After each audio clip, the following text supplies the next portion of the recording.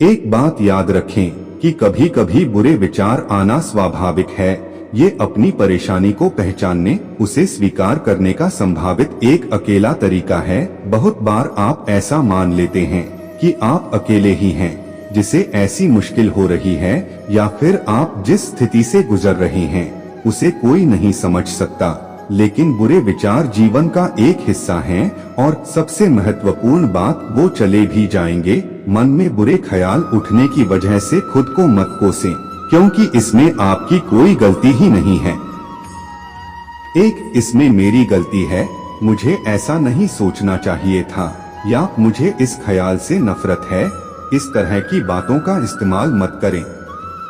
आपको पहले भी बुरे ख्याल आए होंगे और ये आगे फिर से भी आएंगे, लेकिन आप फिर भी यही हैं, जिंदा हैं और स्वस्थ भी हैं। आपके बुरे विचार आपको मार नहीं सकते हैं, बशर्ते आप इन्हें अपने लिए विकराल मुश्किल नहीं बना लेते। सोचकर देखें, ऐसा क्या है जो आपके विचारों को बुरा बना रहा है? आप आपके इस विचार से दुखी क्यों हैं? ऐसा क्या है जिसकी वजह से ये आपके दिमाग में घर किया है?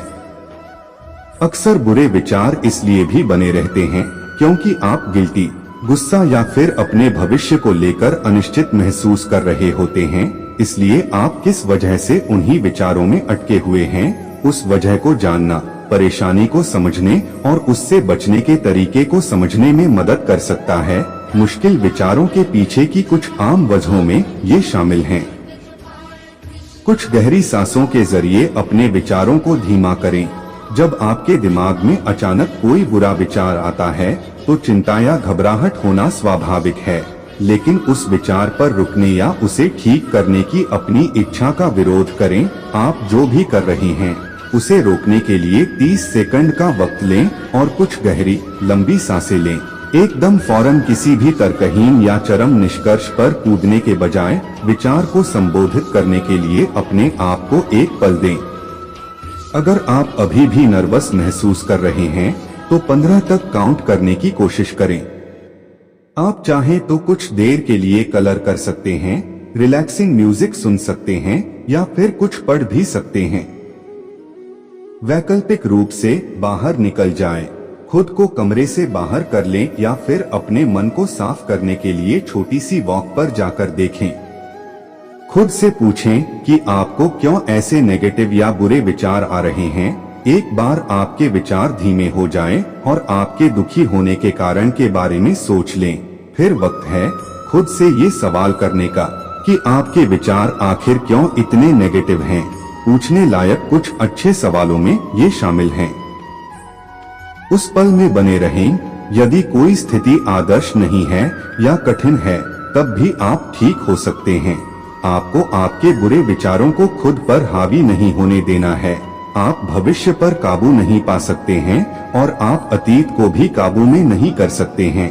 आप जो कर सकते हैं वो है अभी में रहना और उसी का सामना करना।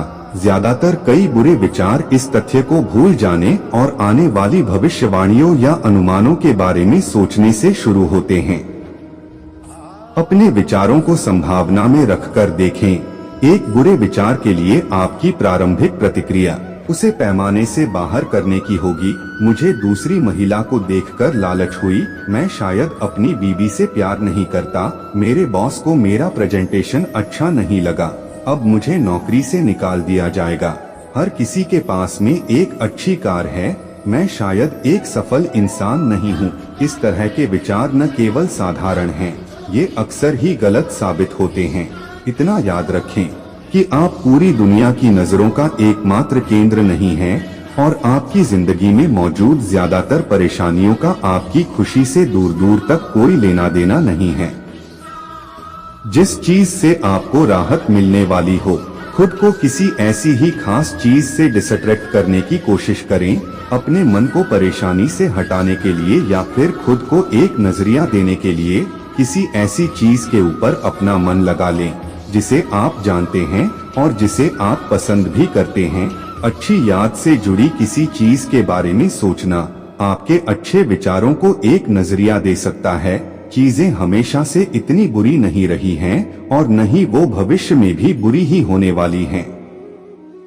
अपने विचारों से भागने की या उन्हें सिरे से खारिज करने की कोशिश मत करें। खुद से बार बार किसी चीज के बारे में न सोचने का कहते रहना उसे याद करने के बराबर ही होता है। आप आपका सारा वक्त बस यही मेरे ब्रेकअप के बारे में सोचना बंद कर दो कहने में बिता लेते हैं, लेकिन आप ये महसूस ही नहीं करते हैं कि आप अभी भी अपने ब्रेकअप के बारे में ही बात कर रहे हैं। आपको अपने विचारों को या तो किसी और दिशा में ले जाने की कोशिश करना चाहिए या फिर अपने बुरे विचारों का सामना करने की कोशिश करना चाहिए। अपने विचारों को लगातार खुद से दूर करने की कोशिश की वजह से आपकी ये परेशानी सिर्फ और बढ़ती ही जाती है। परेशानी को जाने देने के ऊपर काम करें। बुरे विचारों से उलझने की बजाय एक गहरी सांस लें, उन्हें स्वीकार करें और आगे बढ़ जाएं। इसे सीखना मुश्किल है, लेकिन इस स्किल को सीख लेना ही अपनी बाकी की जिंदगी में नेगेटिव विचारों के साथ लड़ने के लिए बेस्ट होता है। 8 उदाहरण के लिए हो सकता है कि आप ऑफिस में आपसे हुई गलती की वजह से खुद को नौकरी से निकाले जाने की संभावना को लेकर चिंता में हो। आपसे जो गलती हुई उस पर ही अटके रहने की बजाय अपनी गलती से सीख हासिल करें और फिर भविष्य में दोबारा उसे न दोहराने के लिए कुछ कदम उठाएं। बुरे की उम्मीद रखने की बजाय सुधार लाने पर ध्यान लगाएं। बस अपनी परेशानी को खुद से दूर फेंक दें। ये आपको जरा अजीब जरूर लग सकता है, लेकिन ओहियो स्टेट की एक स्टडी में पाया गया कि जो लोग अपने बुरे विचारों को लिखते हैं और फिर पेपर को खुद से दूर फेंक देते हैं, उनके मन में पेपर को अपने पास ही रखने वाले लोगों के मुकाबले खुद के लिए एक अच्छी इमेज बनती है। लिखना अपनी परेशानियों को व्यक्त करने का और फिजिकली उनसे छुटकारा पाने का और अपने शरीर को ये बात बताने का कि अब आगे बढ़ने का समय है, एक तरीका होता है।